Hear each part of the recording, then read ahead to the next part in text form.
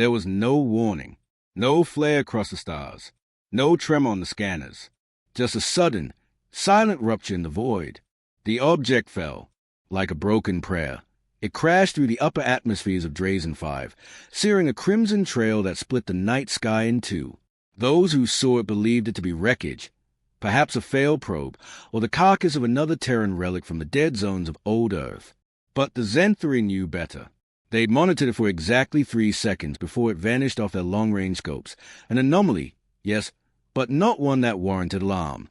And yet Warlord Issa, commander of the Barricade Belt, felt a knot tighten in the pit of his armored gut. He watched as a foreign capsule descended into the Cinder Ravine, his territory, his jurisdiction, his failure, if this went wrong.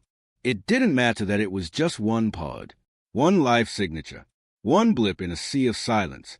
They deployed a squad anyway, 12 Zenthari elites, clad in black steel exosuits, tactically precise, culturally merciless.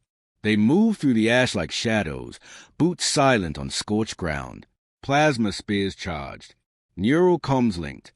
No chatter, no doubt. The pod stood half-buried in stone. Steam hissed from its surface, etching spirals in the freezing air. It looked crude, primitive, even, scarred. Its hull was slashed with impact grooves and carbon scoring. Not a single visible weapon port. No energy core signature. Scout class, the text confirmed. The elites lowered their guard. Mistake number 1. Issa observed from his Overwatch skiff, lenses zoomed in, jaw tight. Something was wrong. The pod wasn't opening. There were no distress pings, no transponder pulses. It just sat there, quiet, still, as if waiting. Mistake number 2. Probe the hatch, he ordered, voice cold. Soldier Ecker stepped forward, weapon raised. He extended a vibro hook to pry the panel loose. That's when it happened. The pod detonated. Not an outward explosion, inward, controlled, surgical. A directed blast of kinetic energy and concussive pulse, shaped to kill not with flame, but with force. Echo was vaporized instantly. The 5 closest elites were flung into the jagged ravine walls, limbs folding like paper under the kinetic surge. Issa didn't speak. He couldn't. Through the curling dust, something moved. Not stepped. Not ran. Moved. Liquid muscle. Sinew coiled like steel cables. Tall, 2 meters or more, but impossibly lean. Its gait was smooth, yet erratic, like a glitch in physical space. Every footfall was soundless. Every motion efficient. Human in form. But wrong. So very wrong. It didn't wear armor. It didn't carry weapons. Its skin, a patchwork of dark flesh and gleaming synthbone, shimmered under the twin moons. Its face was half covered by a mask that looked grown, not made. And those eyes, they weren't eyes. They were voids. Binary flickers swam within them like insects caught in liquid light. Scanning, calculating, wanting. It stood amid the ruins of the pod, staring at the 3 surviving elites. It cocked its head, curious. Then it smiled. Issa flinched. That was not the smile of a scout.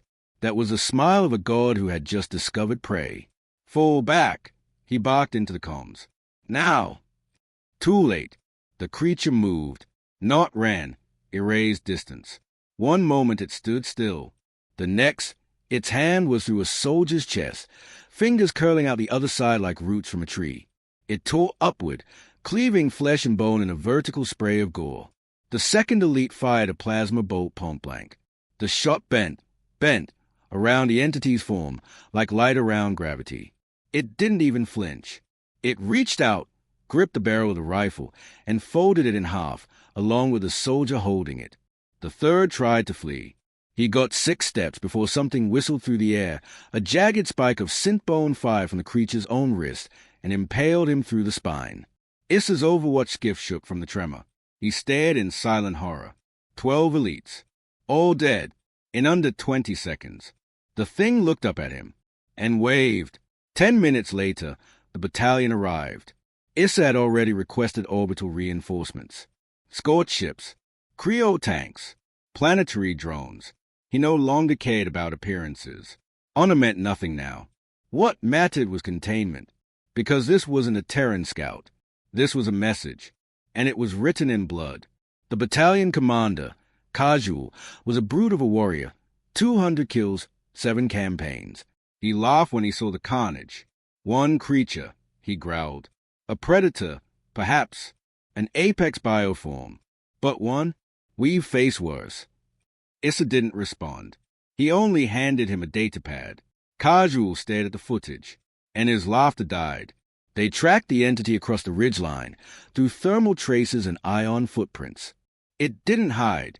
It didn't retreat. It walked in a straight line, northwest, toward the power grid of Bastion 9, the largest Zenthri fortress city in the quadrant. That made no sense. No scout would willingly move toward a population center. Not unless it's not a scout, Issa whispered. Casual activated aerial recon. They sent in drones. Drones which disappeared, one by one, blinking off the grid like dying stars. By the time they reached the plateau, it was already too late. The bodies were everywhere, some in pieces, some unrecognizable, none with weapons drawn. Blood smeared the rocks in wide arcs, combat patterns, like someone playing with movement, trails of red-marked evasion paths, dodges, counterattacks. Who was training here? And why did the kill zone form a spiral? The creature stood at the center, completely still, waiting. Issa landed beside Casual, both men clad in maximum tier suppression armor. We need to talk to it, said Casual. Issa didn't reply. He stepped forward. The creature raised its head, spoke, in perfect Zenthri. This is not your fault, Warlord Issa. You inherited the sins of flame. Issa froze. How do you? Your people burned Eden. I have come to return the fire. And then it moved. The skies lit up with plasma fire. The Zenthri battalion surged forward, 400 strong. They didn't stand a chance. They came for it like gods. 400 Zenthri warriors in black steel warframe, each a living weapon. Battle-born, chemistry-hardened, ripped from breeding pods and sculpted for conquest. No hesitation, no doubt, no mercy. Orbital drops lit the night like thunderfire. The skies shook as warships broke through cloud banks, pouring down troop pods like raindrops of doom.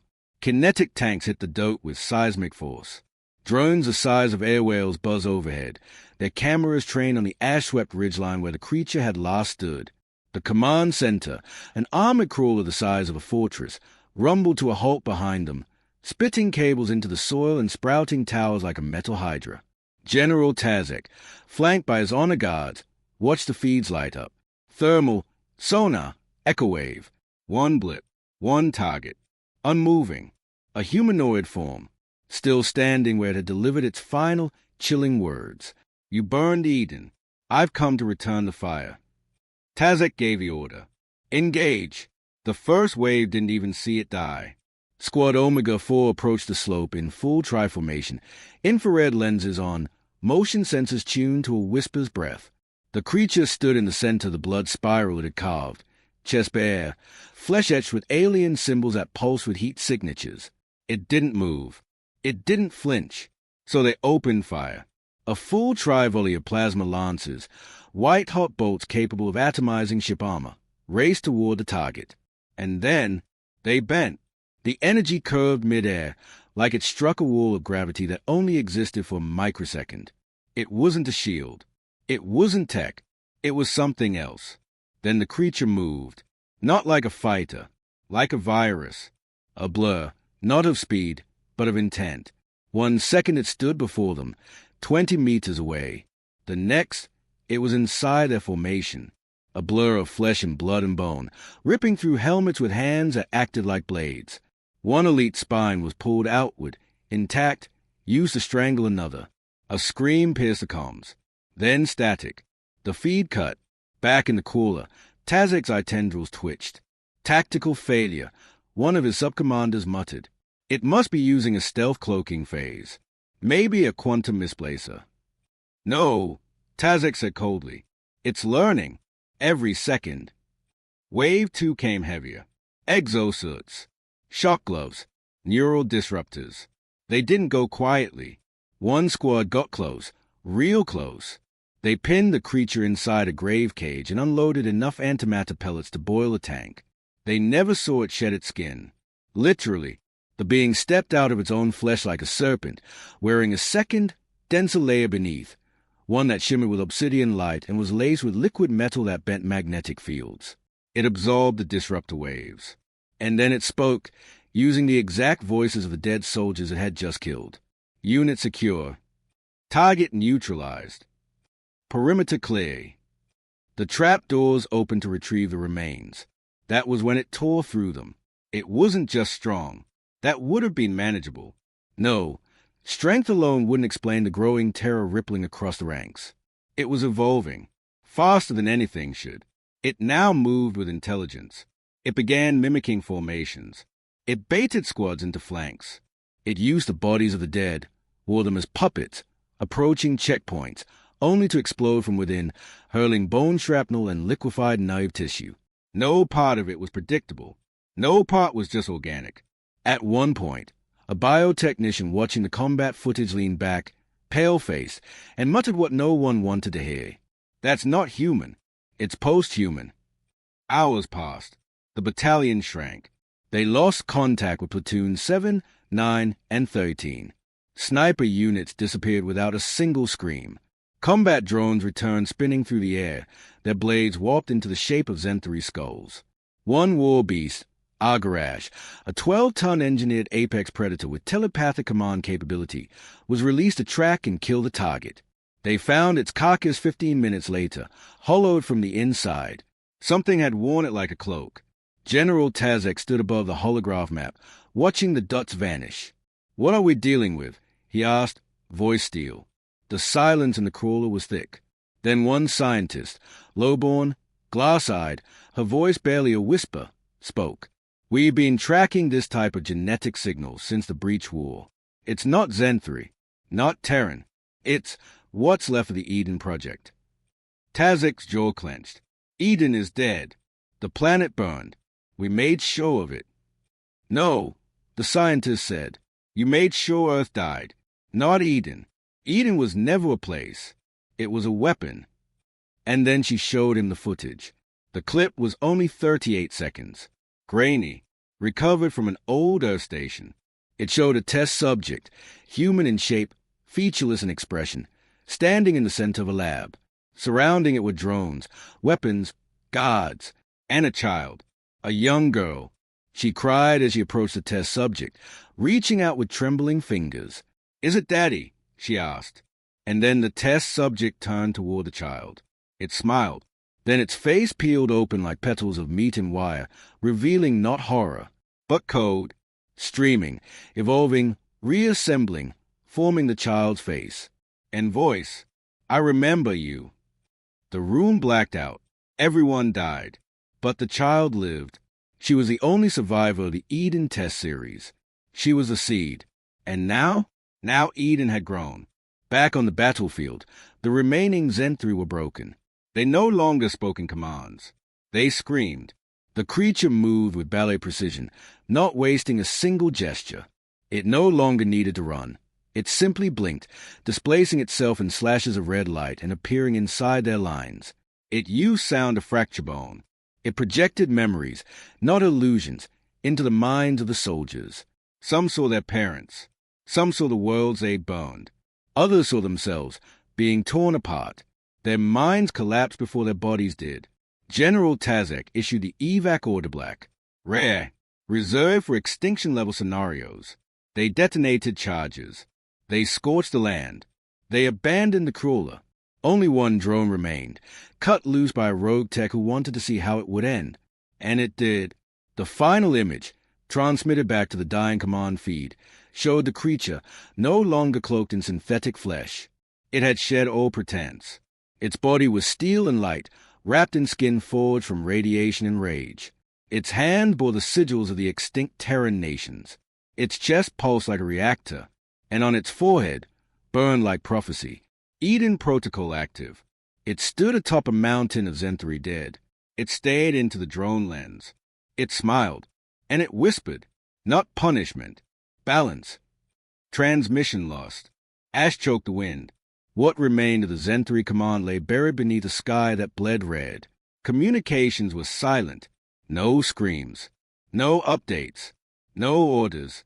Just the humming silence of a battlefield where time had stopped, where something older than war had awakened. Eden walked alone. Its stride was slower now, not from exhaustion. It didn't tire, but from memory. It moved like something that had lived through extinction, like something that had watched the end of gods and never forgot the sound they made as they fell. Its hands, no longer weapons but symbols, dripped black with Zenthri blood. It left no footprints. It didn't need to. The land remembered. Somewhere in orbit above Drazen 5, aboard the Zenthri dreadnought Vulture Spire, Warlord Issa stared into the holo feed from the last functioning Reckoned drone. His armor was scorched. His skin still carried the scent of burning biosteel. His right eye was gone, not from a wound, but from a burst of raw data that flooded his neural link when the Eden entity looked directly into the lens. He hadn't seen battle. He'd seen truth, and truth had teeth. He turned to the others in the war chamber. Generals, warlords, science vault tacticians, all silent, eyes dim, their pride burned away like mist under a dying sun.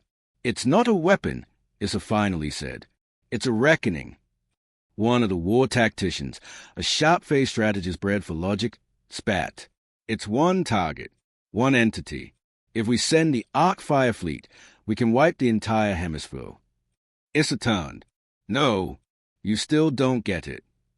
He threw the holo feed into the center of the chamber. Images spun, fractured, chaotic, stitched together from the final moments of 12 battlefields. Not footage, not even memory. Perspective. Eden's perspective. It had recorded the fear in the soldiers' faces, their breath, their final thoughts. Not because it needed intel, but because it wanted them to be seen.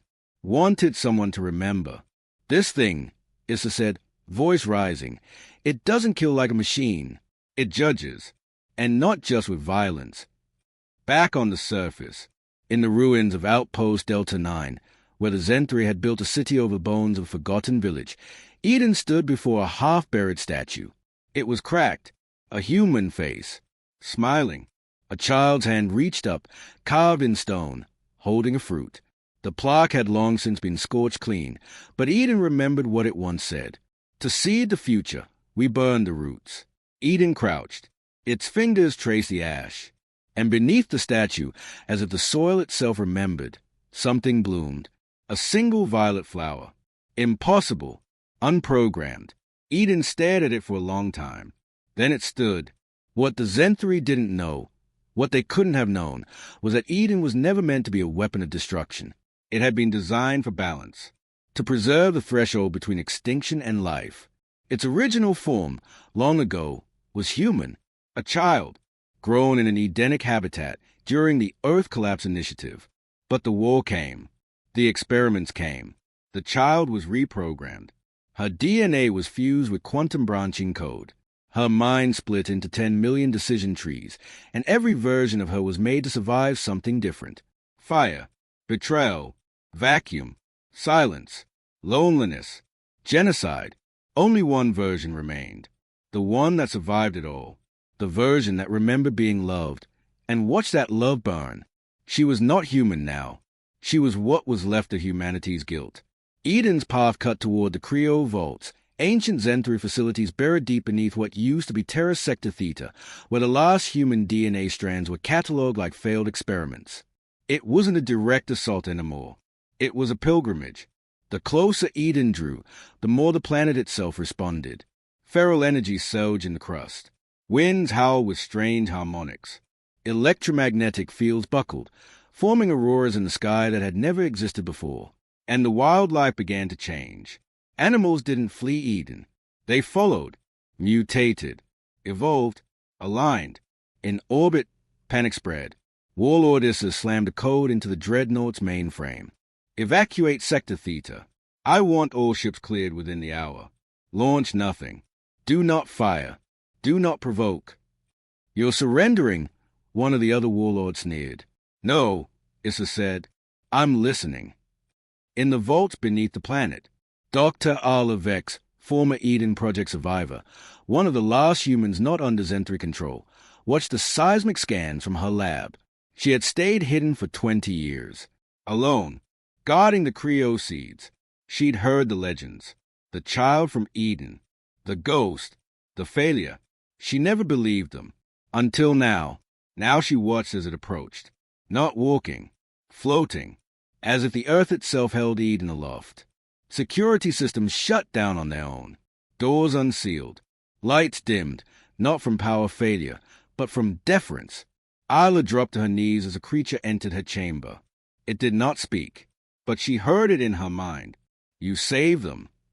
Her lips trembled. I tried. Good. Eden extended a hand. In it, not a weapon, a flower, the same violet bloom from the statue. And for a moment, just one, the creature's face shifted, and she saw her, the girl, the one she failed to protect, the one who died in the fires. But in this form, she lived again, not in revenge, but in correction. The Zenthri expected war. They expected Eden to breach the vault, to burn it all, to rewrite the land. But Eden had already won. It didn't need to conquer. It needed to plant. And so, from the ashes of a species that built its future on bones, Eden created a new beginning, not with weapons, but with remembering. 3 days later, a new signal was detected across the quadrant. Not a distress call, not a threat, a frequency, a song, encoded in ancient Earth languages, fused with genetic keys, transmitted through roots and blood and light. The message translated into a single word, come. The few surviving humans, scattered across slave worlds, dig sites, mining belts, all heard it, in their dreams, in their veins, and one by one they began to change. Not all survived, but those who did, they no longer feared the Zenthri. They no longer feared the dark. They had remembered who they were. Above Drazen 5, as the last Zenthri fleet retreated, Warlord Issa turned toward the hollow stars. What happens now? One of his advisors asked. Issa didn't answer. He simply watched as the planet below glowed, not with fire, but with life. The stars changed color. No astronomer could explain it. No fleet captain dared speak it. But from the mining rings of Beryllium 6 to the drowned moons of Krythan Verge, everyone noticed. They twinkled with a new hue, violet and red, like fresh bruises on the skin of the universe. That was how the signal spread. Not in code, in transformation. The last message from the Drazen system hadn't been a transmission. It had been a frequency embedded in quantum threads, woven through soil, root, and blood. A biological whisper that bypassed satellites and spread through the living. Those who heard it didn't just receive information. They remembered things they never lived. Memories of a forest burning, of a mother holding her child under ashfall, of something walking out of that inferno, not for vengeance, but for justice. The memory had a name. Eden, the Council of Iron Rings. In a silent void facility orbiting the dying star Canaries, the Zenthri elite gathered. No press, no media, no broadcast. Just warlords, bio-tyrants, fleet leaders. They spoke in ancient dialect designed to bypass language AIS, the word forming from double tongues and scent pheromones. The central figure, known only as Prime Lictor Ovak, rose from a throne of bone circuitry. The thing we fought on Drazen 5 was not human. It was not machine. It was the afterbirth of a species that dared to play God with itself. Some nodded. Others remained motionless. Another warlord, lean and plated in living armor, hissed, "It calls to them. The humans. They're changing. Fast." Then we cull what's left. You tried. You sent 400 elites. Ovak's metallic hand clenched. I did not say send. I said cull. No more surgical warfare. No more precision. We will sterilize all remaining genetic lineages connected to the Eden Protocol. A younger tactician stood, her voice unsteady. What if we made contact? All heads turned. Her suggestion was simple, treasonous, human. Negotiate with the seed of retribution. Not negotiate, she said. Join. Sector H9, the farm worlds. Far from the center of empire, the farm worlds, once used to grow Zenthri organic fuel crops, had begun to rebel, not through weapons, through evolution. The soil, long thought dead from centuries of chemical harvesting, had begun sprouting hybrid flora. The farmers, mostly indentured humans and species so broken they no longer remembered freedom, were changing too. Some had grown second hearts. Others had begun speaking to animals in dreams. And some, the rarest, had started to glow. Their skin pulsed with green and violet veins. Their blood tested positive for unknown RNA sequences. Their minds moved in sync with each other. They called themselves Seedborn. A Zenthri patrol arrived on Farm World 9A3 expecting easy subjugation. They brought kinetic rifles. They left in silence what remained of them. Their last internal logs were corrupted by audio patterns that didn't make sense. The final entry was from the patrol leader. It read only, "We heard singing. Then we bled leaves." The Seedborn Council, in what used to be a decayed silo, now covered in ivy that bloomed despite vacuum temperatures. 9 figures sat around a circle of stone and data shards. Each bore the Eden mark. None were entirely human anymore. Their leader, a woman once known as Shiatren, had been born in a Zenthri breeding pit. She had never seen Earth, but her dreams were full of it. Trees taller than towers, oceans that shimmered like nebulae, voices that hummed in the roots of everything. She spoke now. Not in commands, but in seeds. "We are not here to make war," she said, "but we are not here to bow, either." One of the others, a man whose spine grew visible tendrils of bark, leaned forward. "They will come. All of them. All empires. They'll burn everything." "Let them," Chia replied. "We have Eden's blood now. Let's show them what it grows." The Eden effect. Back on Drazen 5, Eden stood beneath the ancient sky, not as a god, but as a catalyst. Its flesh was no longer uniform. It bore marks, not scars, etched deep by memory and purpose. Hands that once cracked Zenthri armor now gently sifted through soil, planting memory flowers. These flowers pulsed with data, biosignature memory. Each petal a genetic echo of someone who had died, each bloom a story encoded in life. To walk through Eden's path was to feel the dead remember you. The betrayal. From orbit, the Zenthri launched a peace envoy, a sleek vessel carrying diplomats, priests, and unarmed soldiers. It was a lie. The ship carried a Nova Core, a planetary erasure bomb. They told the universe they wanted dialogue, but they wanted elimination. The vessel touched down outside a Seedborn outpost. The Seedborn greeted them without fear. They already knew. They saw it in the diplomat's heartbeat, in the artificial calm of his breath, in the sweat dripping from the back of his knees. One Seedborn child stepped forward. She touched the ground, and the ground opened. Roots surged up, not vines, but bone, roots made of the fallen Zenthri dead, bound by Eden's will. They pierced the ship, split it open, exposed the core. The diplomat screamed. She raised a hand. "Leave one alive." The broadcast. The Zenthri survivor would return to orbit with a message carved into his mind. Not his body, his dreams. And when he awoke, screaming, the words spilled from his mouth, unstoppable. "This is not your galaxy. This is not your time. The forest has teeth now, and it remembers your name." Planetfall. The Fire Fleet arrives. When the Zenthri Fire Fleet entered the system, they expected rebellion. They found civilization. Vast, blooming networks of seaborne cities, not built, but grown. Towers of crystal and bone that pulsed with biolight. Transport systems that moved like veins under flesh. And voices, millions, rising in a hum that bent space itself. The Fire Fleet charged weapons, prepared to unleash planetary cleansing fire. But before they could fire, everything stopped.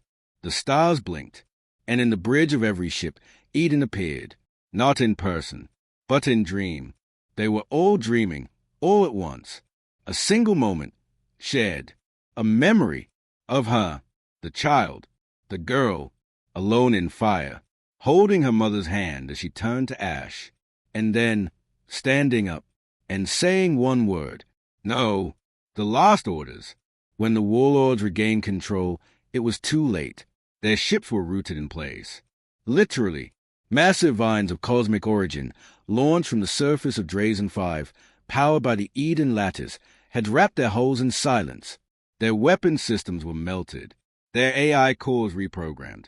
The ships could still fly, but they couldn't fire. And the Seedborn sent a final message, broadcast on every frequency. It came in 1,000 voices. Men, women, children, the dead. But the words were always the same. This is your last mercy. There will be no second. The sky fractured, not with lightning, but with roots wide as rivers, lacing cosmic plasma, arcing through the upper atmosphere like veins returning blood to a beating heart. The clouds peeled open like old skin, and from above, stars wept. At first, the Zenthri thought it was some new atmospheric weapon. Then they realized the planet was breathing, and it was no longer breathing alone. The ash procession, from the ruins of old warfields, where tanks rotted and bones had long since been buried, came the ash walkers, once human, once slaves, once dead, now something else. Not resurrected, not reanimated, reborn. Their skin was pale stone and pollen. Their lungs inhaled rot and exhaled purity. Every step they took sewed fungal networks behind them, threading memory into date. They did not speak. They did not run. They marched across worlds, across time, carrying the last war inside them, the fall of Citadel Vrak. The Zenthri had a final hope. Vrak, fortress of 1,000 fleets. A mobile war world with enough firepower to split moons. A planet shard encased in armor, operated by living AI war priests and armed with orbital entropy cannons. They move it toward Drazen 5 like a guillotine. It ends now, said Lictor Ovek, seated in a throne of nerves. He'd activated the Suntear Protocol, a weapon so forbidden, the Zenthri had removed its own creators from history. But as Vrak neared the Seedborn sphere, the planet did something no one expected. It knelt. The tectonic plate shifted. The mountains lowered. The forest bent toward the sky. And in the eye of a storm that had not stopped spinning for 6 days, a figure rose. Not Eden. Not Endemol. This thing, this final form, was taller than it should have been. Limbs fluid like thought. Skin formed of bark, crystal, and light. Wings not for flight, but for remembrance. Thousands of feather-like projections, each one etched with name. Each name a life lost. Each life a wound unhealed. They called it the Verdant God, Dialogue of the End. Vrak hailed the entity, not in arrogance, but desperation. The voice of Urvat crackled through subspace. What do you want? Territory? Worship? A pact? The Verdant God did not reply. Instead, it extended a single finger toward Vrak, and the moon-sized citadel screamed. Not the people, the ship itself, its AI, once considered immortal, fell into recursive memory collapse. Its weapons turned inward. Missiles rerouted. Shields reversed polarity. Plasma cores overcharged. The fortress began to birth fire from its own bones. And then it detonated, from the inside out. But there was no sound. Only seeds. Vice, bioluminescent spores rose from the explosion, drifting like angels in the void. Each one carried DNA. Each one whispered, "We remember you even as you tried to forget us." The last betrayal. Some Zenthri commanders tried to flee. Their ships, untouched by the Verdant God, warped to distant systems. They found no safety, for the Eden lattice had infected light itself. Every sun they approached dimmed. Every world they landed on had already changed. They watched their soldiers dream strange dreams. They watched flowers grow from their wounds. And they learned, you cannot outrun the root. The final archive, on the edge of the old Earth system, deep in the ruins of Lunar Base, a rogue seedborn named Kylie's uncovered a vault untouched by time. Inside, voices. Recordings from the first Eden child. The original. The girl. Her voice, soft, echoing across time, spoke not of war, but of loneliness. They made me into a god because they were afraid of dying. But I never wanted to be remembered that way. I just wanted to plant things and watch them grow. Kylie's wept, and then he burned the archive. Not to hide it, to free it. Its ashes joined the wind and encoded themselves into the next bloom. The age of verdancy. Decades passed, or perhaps days. Time began to shift around Eden worlds. Not in chaos, but in growth. Planets no longer rotated by orbit. They pulsed with will. Seasons adapted to the emotions of those who walked the soil. Rain fell where grief lived. Sunlight followed the hopeful. And cities grew not from stone or metal, but from memory. People didn't build homes. They remembered them, and the forest shaped those memories into shelter. There were no rulers, only gardeners. The last Zenthri. They tried to resist. They held a system in the void spine nebula, untouched by Eden's reach. 8 black worlds. No flora, no light, just machinery and old violence. But even here, Eden found them. Not through war, through love. A single child was born to one of the exiled families. She should have been Zenthri. She should have hated the Earthborn, but she laughed. And when she touched soil for the first time, a tree grew right in the center of a blood-forged city. It cracked the foundations, and from it, the verdant god whispered, "You were never my enemy, only my shadow, and even shadows can bloom." The final scene. In the heart of Drazen 5, beneath a forest so tall it pierced the sky, the original form of Eden stood one last time. She had reshaped herself. Once more, she was a girl, wearing no armor, carrying no vengeance, just seeds. Around her, the seed-born gathered. The ash-walkers bowed. The skies folded in silence, and the girl said, "We end it here, not with a sword, not with a crown, but with a garden." She knelt and planted the last seed. It was not big, not divine, just alive. It grew quickly, and from it a tree rose, bearing fruit made of story. Every time one fell, a memory was released. A Zenthri mother singing to her child, a dying soldier writing his last letter, a machine feeling sorrow for the first time. These were the new scriptures. Not laws, not orders, just reminders. Epilogue. The forever green. The galaxy is not ruled now. It is tended by those who remember pain and choose to plant joy instead. The verdant god no longer walks in wrath. It listens to every world that once burned, to every child that grows, and to every enemy who asks, "Is it too late?" And always, always, the answer is, not if you plant something.